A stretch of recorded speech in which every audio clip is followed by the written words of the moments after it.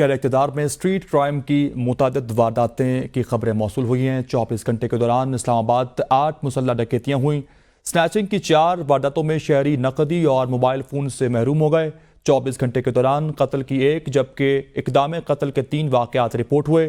اس حوالے سے مزید کیا تفصیلات ہیں جانتے ہیں اپنے نمائندے زمان مغل سے۔ زمان، آگاہ کیجیے گا مزید ان بڑھتی ہوئی وارداتوں کے حوالے سے۔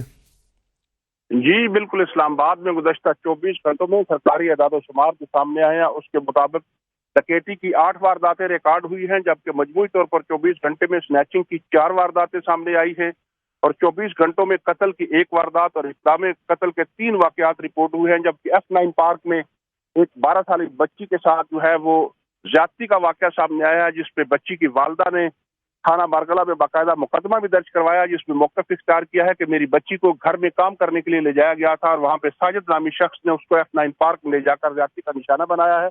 اس سے پہلے بھی F9 پارک میں متعدد واقعات ہو چکے ہیں، جبکہ 24 گھنٹوں میں جو ریکارڈ سامنے آیا ہے اس کے مطابق 5 موٹر سائیکل اور 2 گاڑیاں بھی چوری ہوئی ہیں۔ اسلام آباد پولیس اس حوالے سے کرائم کو روکنے کے لیے ہر ہفتے کرائم میٹنگ کرتی ہے، لیکن ان کی کرائم میٹنگ کے بعد چور جو ہے بآسانی وارداتیں کرنے میں کامیاب ہوتے ہیں اور اس میں ڈکیتی کی وارداتیں بھی سامنے آتی ہیں، جبکہ کار چوری، موٹر سائیکل چوری اور سنگین نوعیت کے جرائم بھی ہو رہے ہیں۔ جی صحیح، زمان مغل ہمیں آگاہ کر رہے تھے، بہت شکریہ۔